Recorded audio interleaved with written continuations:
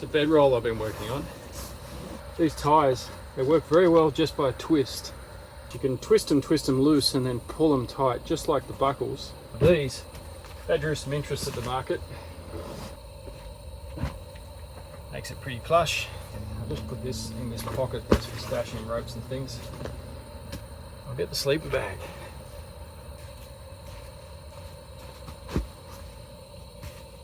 Might use a sheet tonight. Pillow.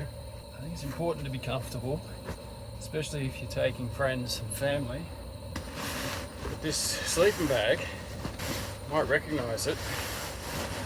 You know, it just packs nice and tightly into this haversack that I've been making. Duck feather down doonas. Jupara cotton. Some cassette baffle been in boxes about this big, holding what's allegedly 50% duck down and 50% feather. This is a queen, and it'll be easily enough for me tonight. Fold it in half. That's more than a metre, but potentially a queen or a king. Triple it over like that, and we're winter camping, like deep winter camping, I think. So I'm looking forward to this winter to check this out.